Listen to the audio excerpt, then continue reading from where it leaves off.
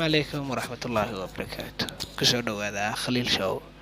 dhammaan ummadda Soomaaliyeed waxaan maanta falanqayn doonaa ama wax ka oran doonaa labada fanaan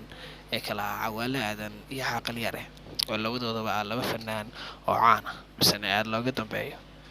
heesahooduna ay yihiin kuwa ay dadka aad u xiiseeyaan hase ahaatee hadda waxay ku sugan yihiin Hargeysa caasimadda Hargeysa oo labadooda loolan ba'an aad uga dhexeeyo waxaa Cawaale Aadan oo magaalada yimid 12 bishii August ayuu yimid 2019 halka uu Caaqil Yare ka yimaaday magaalada 14 bisha August 2019 waa u dhaxaysay 2 maalmood labadoodaba hase ahaatee Cawaale Aadan waxa uu ku guda jiraa sidii uu diyaarin lahaa showgiisa aad iyo aadka u ballaaran ee uu rabo inuu noqdo show aad looga daba dhacay misna super hit hase ahaatee waxa uu culays badan ka soo waajahay alfanaan Caaqil Yare haddaba alfanaan Cawaale Aadan waxa uu culays ka badan ka soo waajahay showyadii badnaa uu ku qaban lahaa Hargeysa iyo dhammaan gobollada kale ee Soomaaliland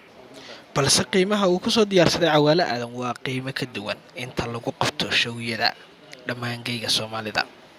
xaqiiqatan waxa uu Cawaale Aadan soo diyaariyay show qiimihiisu dhan yahay $30 taasina waa mid dad badan ka yaabisay balse jirtaa waxay tahay alfanaan Cawaale Aadan ma loo camiri doonaa showgiisa mise talo waa looga dhici doonaa alfanaan Caaqil Yare xaqiiqatan waa fanaan macruufa geyga Soomaalida dhammaan laga jecel yahay haddase wuxuu joogaa Hargeysa ma laga yaabaa